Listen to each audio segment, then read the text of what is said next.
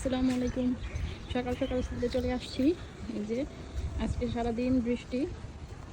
এই বৃষ্টিতে এখন আমি একটা কাজ করব। এই যে দেখেন আমাদের ড্রাগন ফুলগুলো আপনাদের আগেও দেখাইছিলাম।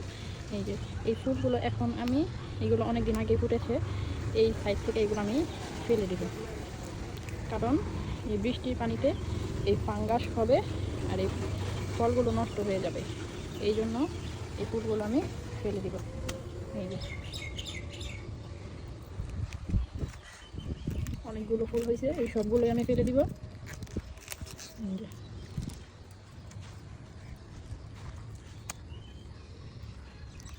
ড্রাগন ফল, এই যে এখানে আর কিছু ফুল আছে, এই ফুলটা ফেলে দিব। এটা এভাবে মোচড় দিলেই ভেঙে যাবে, নাহলে ফলগুলো নষ্ট হয়ে যাবে। তো এখানে একটা আছে, সবগুলো ফুল একসাথে ফুটেছে আর ফলও একসাথে হবে, একসাথে পাকবে। তো আপনাদের দেখাবো অবশ্যই। ওই সাইডে আর কিছু আছে, তো ওগুলোতে যাই। এই ড্রাগন ফল গাছে প্রচুর পরিমাণের পিঁপড়ে হয়, যেটা আসলে ফল নষ্ট করে ফেলে। এই যে বৃষ্টির পানিতে এখানে এই ফুলটাতে অলরেডি ফাঙ্গাস হয়ে গেছে।